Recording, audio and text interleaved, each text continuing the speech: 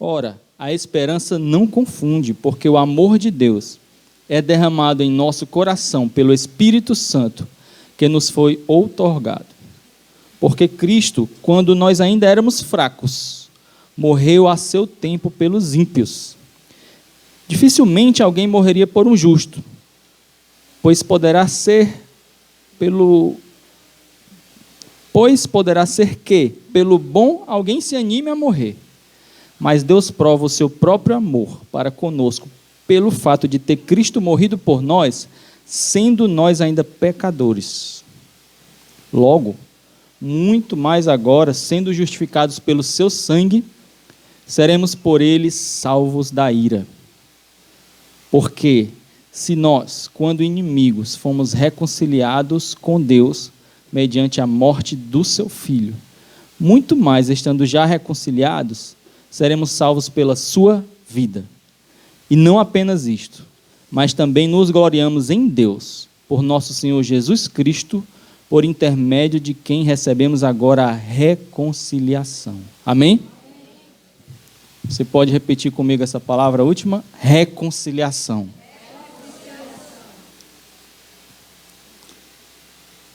No versículo 3, ele fala de um caminho da tribulação até a esperança. Da tribulação à esperança. Então ele diz que nós devemos nos alegrar e nos gloriar nas nossas próprias tribulações, sabendo que a tribulação, você pode repetir? Tribulação. Produz perseverança. E a perseverança, experiência. E a experiência, esperança. Então esse é o caminho da tribulação à esperança. Amém?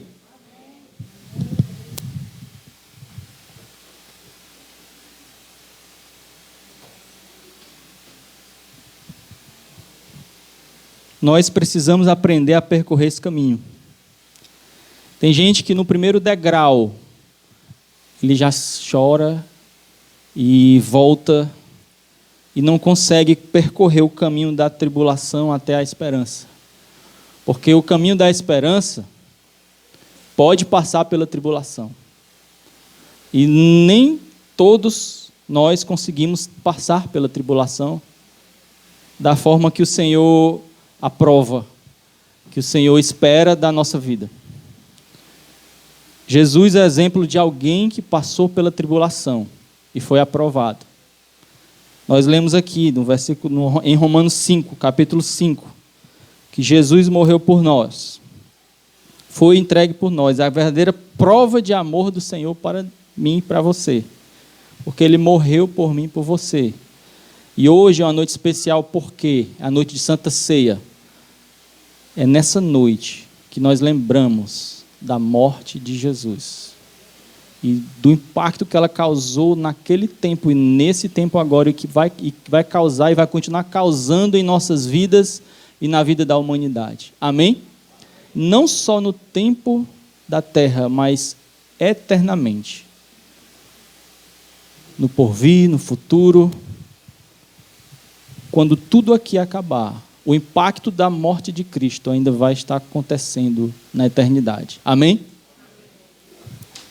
E ele estabeleceu, em 1 Coríntios 11, 23 a 26, que a gente vai já abrir e ler, ele estabeleceu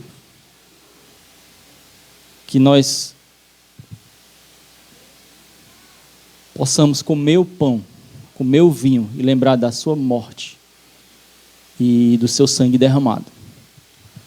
E a Santa Ceia, muitos pastores pregam sobre isso e diz que ela nos traz, nos lembra do passado, do presente e do futuro. E a Santa Ceia, quando a gente prova do pão, a gente lembra de algo que aconteceu no passado, mas que tem impacto nas nossas vidas hoje e no nosso futuro. A morte de Jesus. Ela nos faz lembrar o passado. E a Bíblia fala que nós devemos trazer à memória o que nos dá esperança. O que deve ocupar a nossa memória? Aquilo que nos dá esperança. Santa Ceia nos dá esperança, porque nos faz lembrar de um passado que nos impacta até hoje. Também é presente porque hoje nós vivemos a nova aliança estabelecida por Jesus. E é futuro, porque por causa do que aconteceu, Ele nos garantiu um futuro próspero, um futuro de esperança, um futuro junto com Ele, uma eternidade, uma glória, um lugar para mim e para você lá junto com Ele. Isso é futuro, isso é paz, isso nos traz uma enorme paz, uma paz que o mundo não entende. O mundo que busca hoje coisas materiais, o mundo que tem colocado seus valores aqui na terra, é diferente de nós, que somos de Deus, que nós não somos desse mundo, porque os nossos valores estão lá em cima. Como Jesus disse, você deve guardar os seus tesouros não aqui na terra, mas acumular tesouros no céu. E os tesouros que ele fala não são tesouros de valores financeiros, não é prata nem ouro, é algo muito mais valioso. Algo que dura eternamente. Como ele fala, a traça não corrói. São coisas que vêm do Senhor. São dele e ele nos entregou também a oportunidade de amar, de ser bondoso com as pessoas, a oportunidade de servi-lo, de ser amoroso, bondoso, paciente e todos aqueles dons do Espírito. O fato é que Santa Ceia é passado, é presente e é futuro. E eu gostaria de trazer, antes da Santa Ceia, uma pequena reflexão aqui sobre isso, sobre passado, presente e futuro e como nós lidamos com isso, sobre memória, sobre escolhas. Amém? Como eu disse, sobre memória, a Bíblia fala que nós devemos trazer à memória o que nos traz esperança. E tem gente que ocupa a memória com coisas que não trazem esperança. Você já percebeu isso? Quando você ocupa, se você quiser acender mais essas luzes, que ainda está no modo louvor, quiser ler mais a palavra com maior luminosidade, fique à vontade. Tem gente que deposita na memória aquilo que não traz esperança, aquilo que leva para baixo. E algumas pessoas deixam tanto tempo ali que nelas causa algumas doenças. Depressão, ansiedade, porque na memória existem coisas que não trazem esperança, pelo contrário, trazem ansiedade, trazem tristeza.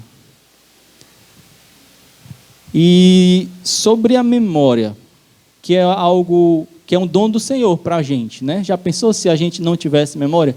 Dizem que o Brasil é um país sem memória. Alguém disse isso já? Algumas pessoas dizem. E também dizem de alguns que não têm memória quando esse alguém é ingrato. Esse aí não tem memória, ele esqueceu do que eu fiz por ele. O fato é que a memória é um dom, não é isso? A ciência diz que nós temos memória e temos a memória de curta duração e de longa duração. E eu acho que a minha é curtíssima, de curta duração, viu? A questão é que alguns estudiosos diziam que você só conseguia memorizar na memória de curta duração 7 itens. Por isso que o número telefônico nos Estados Unidos era composto de 7... O número telefônico era composto de 7 dígitos. Mas veio outro cientista e colocou por terra esse estudo e disse, não são 7, são 4 só, menos ainda. Só 4. Bem, a minha deve ser 3 ou 2. O fato é que ele disse que se você quiser memorizar mais coisas, você tem que associar que está na sua memória de curta duração, associar aquilo que está na curta com algo que está na longa. Porque assim que ela for se perdendo, ela não se perde totalmente, porque ela vai estar associada a alguma coisa que já está na memória de longa duração. O fato é que o Senhor Jesus nos colocou a Santa Ceia para constantemente lembrarmos disso. Constantemente lembrarmos do que é importante, o que nos dá esperança. Ele queria que isso ficasse não só na nossa memória de curta duração, mas na nossa memória de longa duração. Amém? Mas se você for perceber, a memória, ela é a nossa amiga ou é a nossa inimiga? Você já pensou sobre isso? A minha memória é minha amiga ou é minha inimiga?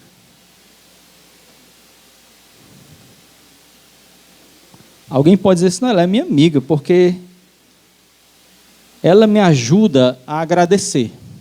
Quando a gente canta louvores, a gente vai lembrando das coisas que o Senhor fez na minha vida, e graças à memória, eu consigo agradecer.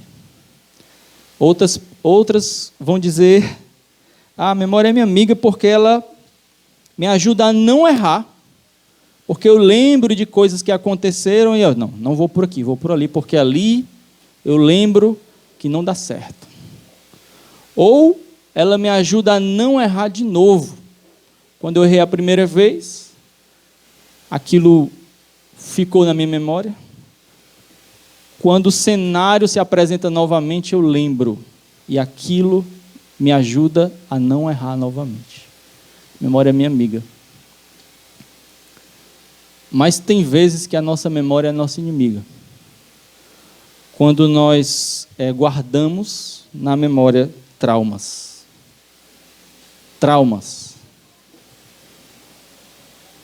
E esses traumas atrapalham a nossa vida. Coisas que deveriam ter sido esquecidas, e a gente vai trazendo a memória, aquilo fica guardado, e aquilo começa a nos atrapalhar, e aquilo ali vira doença. Traumas é quando a minha memória vira minha inimiga.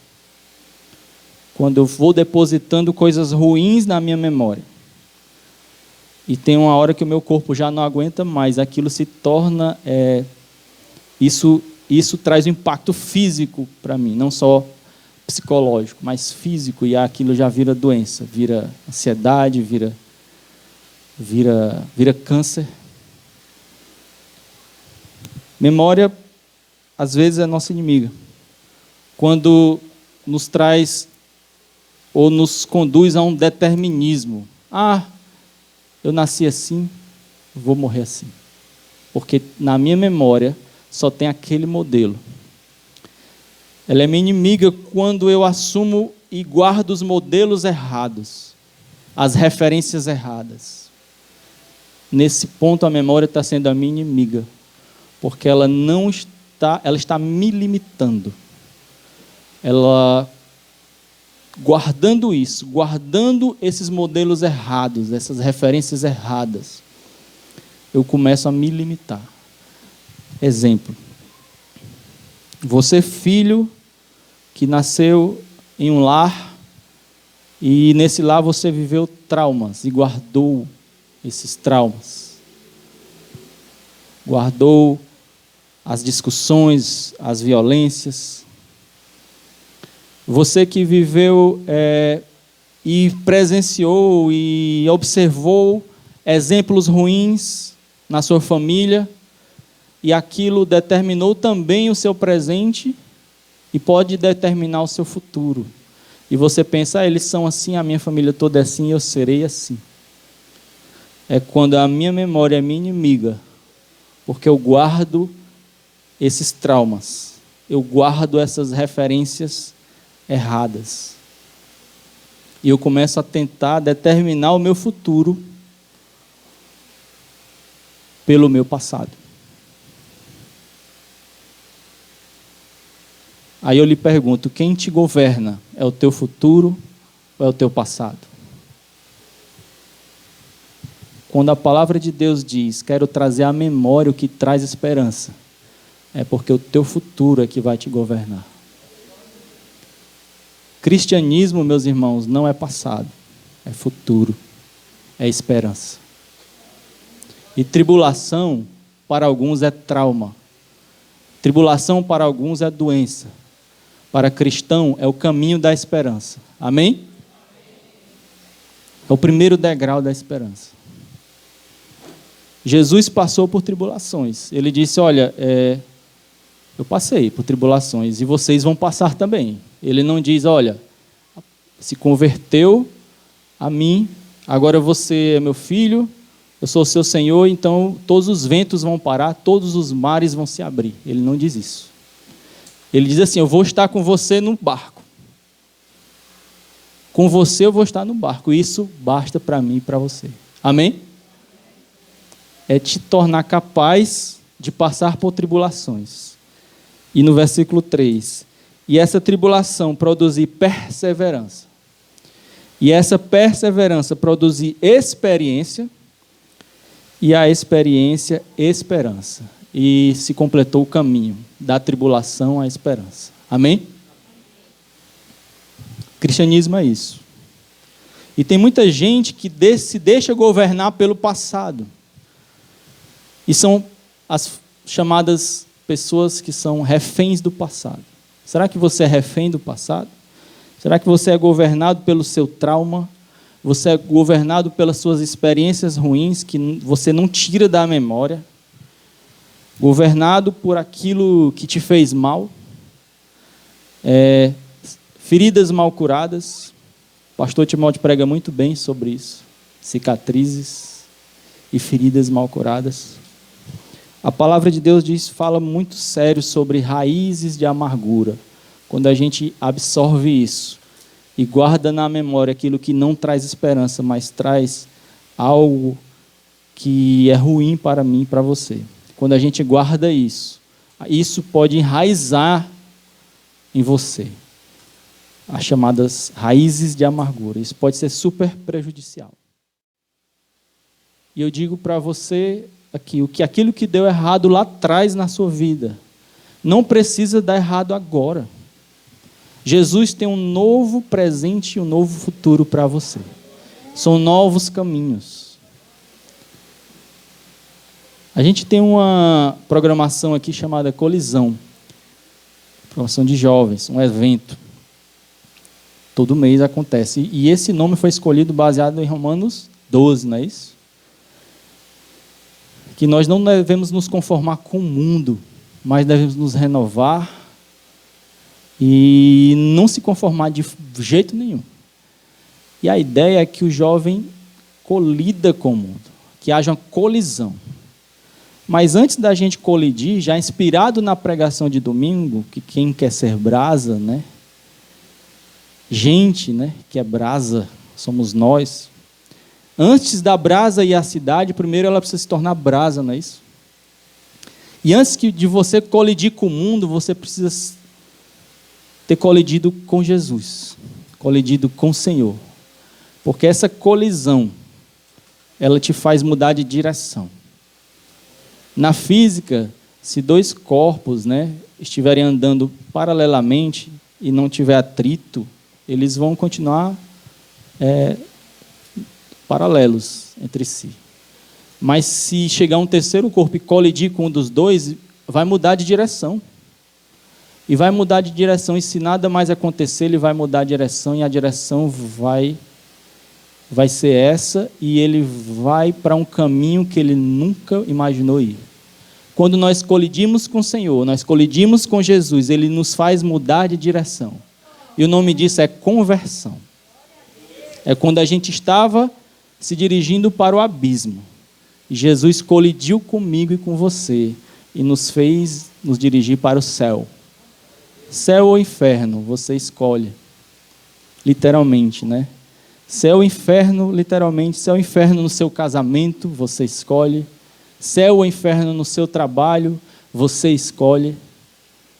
Você precisa deixar se colidir com Jesus. Se colidir com o Senhor. Se colidir com a palavra. Deixar ela te mudar de direção. Amém? Trazer impacto na sua vida. Primeiro, ser impactado por ela. Seus olhos precisam brilhar. Você precisa sorrir. E isso não vai ser forçado. Basta você mergulhar nisso. Basta você orar. Basta você entrar na presença do Senhor. Basta você receber da água que passa por aquele rio, ser aquela árvore que está perto do rio, ser aquele homem que nadou naquele rio, e aquele rio foi crescendo, crescendo, e chegou um momento que só não conseguia passar com os pés no chão, só nadando. É deixar ser levado por esse rio. Certamente ele trará vida. Certamente você mudará. Certamente haverá mudança, porque houve colisão. Amém? E depois dessa colisão você vai para a cidade. Brasa na cidade, e você vai colidir com outros, e às vezes pode doer para alguns, como doeu para a gente. Ontem a gente estava no PG, e a gente estava definindo, assim, alinhando o termo para que é brasa para cada um. E uma pessoa disse: brasa às vezes dói, algo que dói. É fogo que no começo dói, mas purifica. E é verdade. A palavra às vezes pode doer. A palavra de exortação pode até doer, mas purifica. Amém? Céu ou inferno, escolha. No seu casamento, no seu trabalho, na sua vida espiritual, na sua vida como um todo. Pessoas na Bíblia fizeram escolhas. Josué tem uma escolha magnífica. Se você for abrir aqui em Josué rapidamente, Josué 24:14, tá? Agora, pois, temei ao Senhor e servi-o com integridade e com fidelidade. Deitai fora os deuses aos quais serviram os vossos pais, da além do Eufrates, deuses com D minúsculo, e no Egito, e servi ao Senhor. Porém, se vos parece mal servir ao Senhor, escolhei hoje a quem servais, se aos deuses a quem serviram vossos pais, que estavam da além do Eufrates, ou aos deuses dos amorreus em cuja terra habitais. Eu e minha casa serviremos ao Senhor. Essa foi a decisão dele. Futuro, presente, futuro, escolhas. Isso não é diferente da nossa vida. Não importa como foi a sua família. Ele está dizendo assim: você vai seguir os deuses dos teus pais, deuses com D minúsculo, sim. Algumas pessoas viveram nas suas famílias, e famílias que serviram a outros deuses, que não foi o nosso Deus.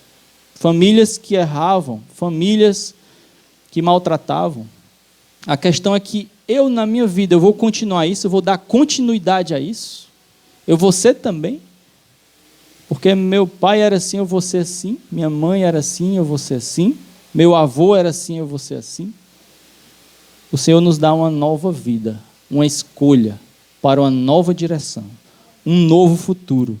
É isso que Josué estava falando. Eu e minha casa serviremos ao Senhor. Outra pessoa que determinou assim grandemente, fez uma escolha, apesar das circunstâncias, apesar da tribulação, foi Davi.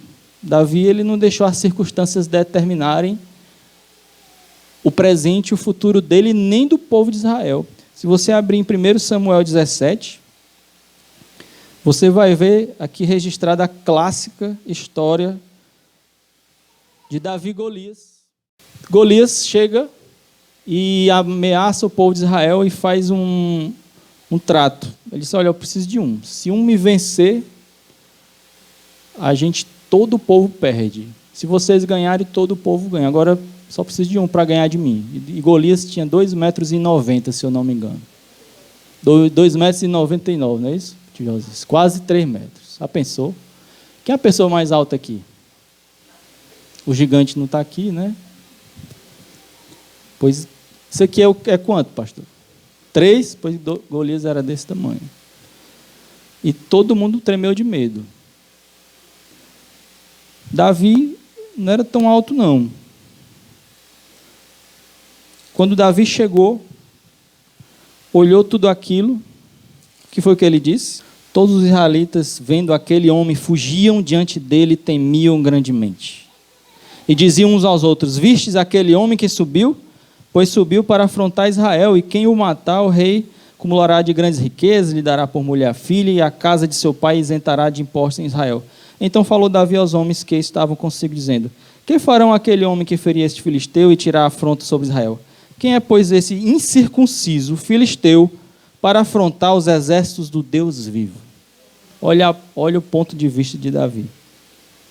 E o povo lhe repetiu as mesmas palavras, dizendo: assim farão ao homem que o ferir. E aí ele explicou. Então Davi se prontificou e disse: rapaz, eu vou. E aí ele chegou para Saul. Ouvidas as palavras que Davi falara, anunciaram-nos a Saul, que mandou chamá-lo. Davi disse a Saul: não desfaleça o coração de ninguém por causa dele. Teu servo irá e pelejará contra o filisteu.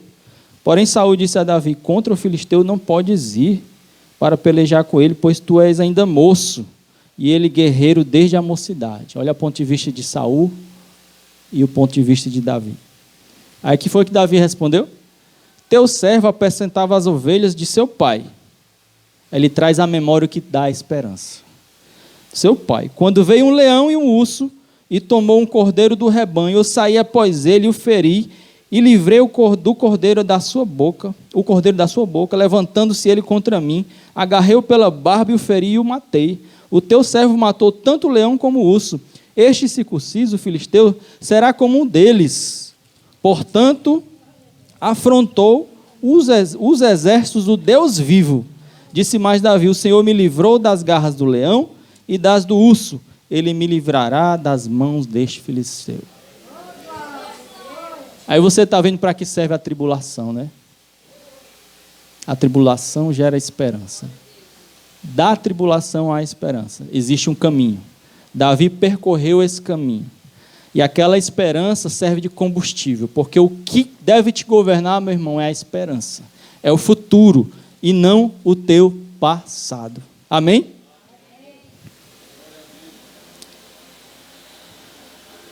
Frente a frente com o filisteu ainda tenta derrubar Davi psicologicamente. E aí ele vinha chegando a Davi no verso 41.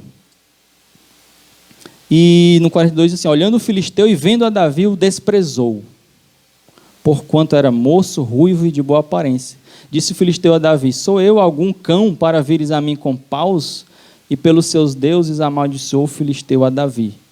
Porque, enfim, Davi não estava com a armadura, não estava com espada, ele estava lá com a arminhazinha dele, com as pedrinhas dele. E quantos de nós somos amaldiçoados?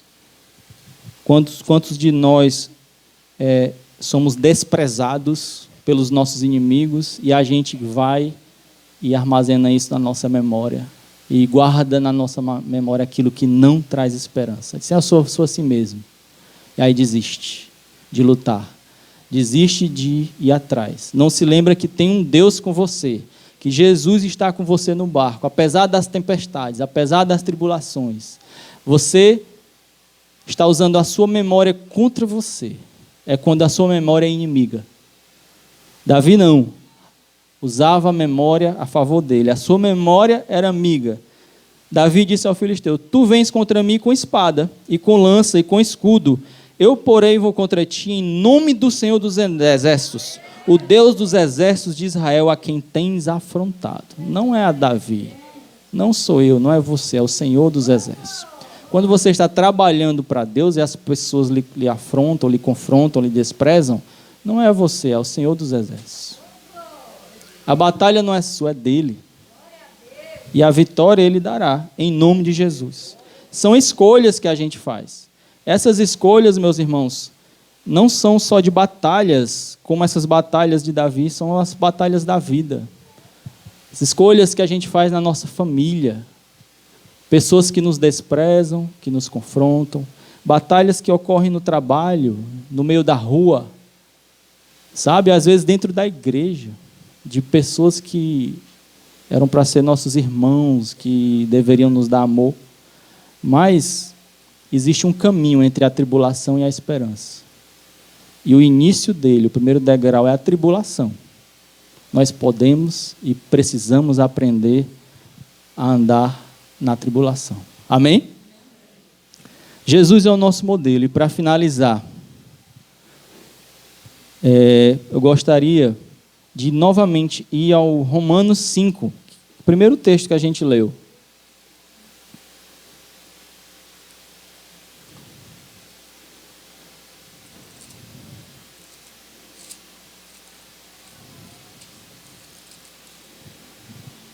Versículos 7 e 8 diz assim: dificilmente alguém morreria por um justo, pois poderá ser que pelo bom alguém se anime a morrer. Mas Deus prova o seu próprio amor para conosco pelo fato de ter Cristo morrido por nós, sendo nós ainda pecadores. Sabe, uma pessoa que morreu por alguém que não estava nem aí para ele. Nós não estávamos preocupados com Jesus. As pessoas não estavam preocupadas com ele. As pessoas naquela época escolheram Barrabás ao invés de Jesus. E a palavra diz assim: dificilmente alguém morreria por um justo. Talvez, pelo bom, alguém até se anime a morrer, mas morrer pelo pecador, pelo iníquo, pelo aquele que está fazendo o mal, somos nós. E Jesus morreu por mim e por você. E Ele é o modelo, Ele é a referência, Ele é a nossa referência. Esse amor nos constrange. E se Ele morreu por nós, Ele amou dessa forma, como nós devemos nos portar aqui na terra, se não amando a Deus sobre todas as coisas e as pessoas, e mesmo aqueles que nos perseguem? Amém? Amando sim, na nossa família, no nosso trabalho, na rua, na igreja principalmente. O elemento mais importante é o amor. Amém? É trazendo essa memória na nossa vida. É recuperando as coisas que nos trazem esperança. Que eu queria que a gente ceiasse essa noite. Amém? Que a igreja fizesse uma limpeza mental. Um 5S mental. Fizesse suas escolhas. Senhor Deus, eu não quero mais manter na minha memória aquilo que não traz esperança. Eu quero manter na minha memória aquilo que traz esperança na minha vida. Amém?